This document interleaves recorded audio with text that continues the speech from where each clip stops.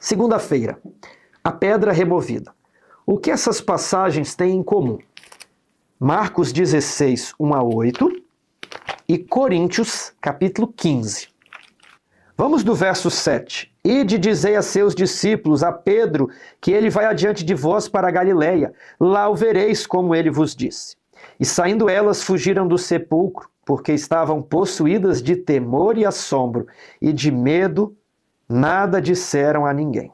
Agora vamos para a primeira carta aos Coríntios, capítulo 15, que é um capítulo que fala sobre ressurreição. Versos 1 a 8.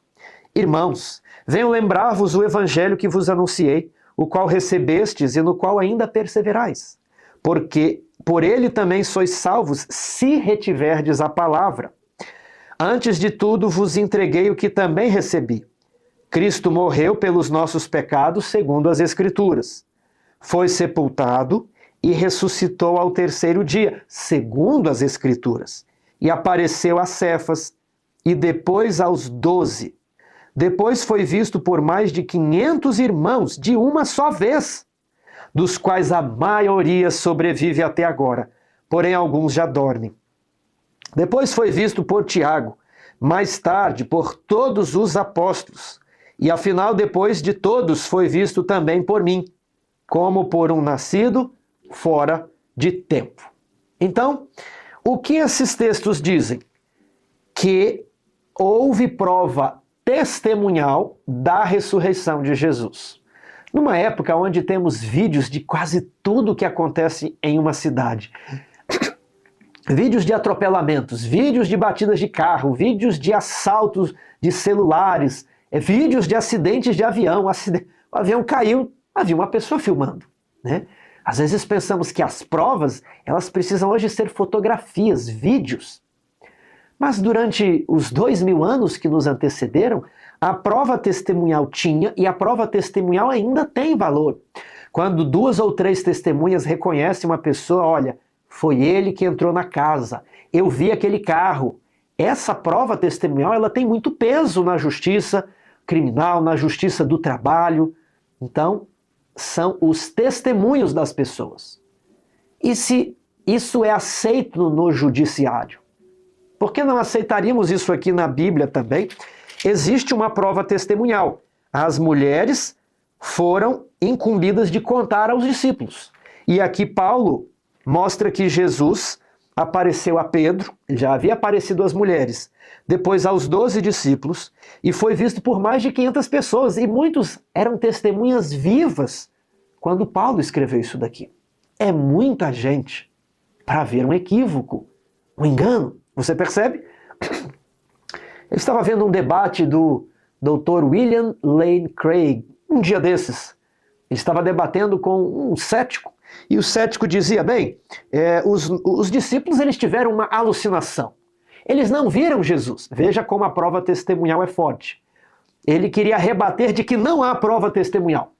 Eles estavam alucinados, muita tensão, muita angústia. Eles acharam que viram, mas não viram. E aí a conversa vai, conversa bem, ele diz assim, para mim tinha que ser uma prova, como, sei lá, eu, o cético, né? No quintal da minha casa, de repente um disco voador aparece para mim, em luzes piscando maravilhosas no céu, e eu então enxergo, para mim deveria ser assim. E aí o William Lane Craig diz o seguinte para ele, bem, eu poderia dizer que você está alucinado. E todo o auditório caiu em risadas, porque ele percebeu que ele exigia algo e o negava aos discípulos.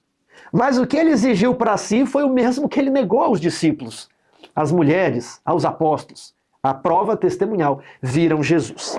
É com base nessa argumentação que a ressurreição de Cristo é defendida. Existem vários argumentos que são entrelaçados e que dão uma plena convicção de que Jesus ressuscitou. Primeiro, se eu creio em Deus, se eu creio no sobrenatural, se eu creio que Deus criou a matéria a partir do nada, se Deus deu vida aos animais e aos seres humanos, por que ele não poderia dar vida a um ser humano morto? Você percebe? Então, a ressurreição não é um impedimento lógico-filosófico se eu já acredito em Deus. Segundo, a tumba ficou vazia. Por que a tumba ficou vazia? Porque Jesus ressuscitou. Qual é a prova de que a tumba ficou vazia? As mulheres e os discípulos, os soldados, Anás e Caifás, que pediram uma guarda de soldados. O túmulo não poderia ficar vazio sem algo sobrenatural. Os soldados estavam vigiando o túmulo. Você percebe? E o registro deixa óbvio que eles não conseguiam explicar por que o túmulo estava vazio. Sabe quando você mostra a faca do crime em um júri? Ou quando mostra, esse carro está aqui, o que esse carro está fazendo na sua casa? Ele não se teletransportou. É preciso haver uma versão do porquê aquele objeto está na sua casa. A pessoa acusada de um furto, né? É preciso haver uma explicação por que a tumba estava vazia. Depois, muitos viram o Criador, é a prova testemunhal. E por último, quarto argumento, não é crível que eles todos se entregassem à mais cruel perseguição, foram perseguidos, na verdade, todos morreram, com exceção de João, todos morreram sustentando a mesma versão, se eles estavam participando de uma contrafação, de um embuste, de um engano, de um estelionato. Não nos parece viável. Eles, se fosse um embuste, na hora da tortura, teriam confessado. Não teriam levado isso até ao fim. Bem, esses são os argumentos para a morte de Jesus.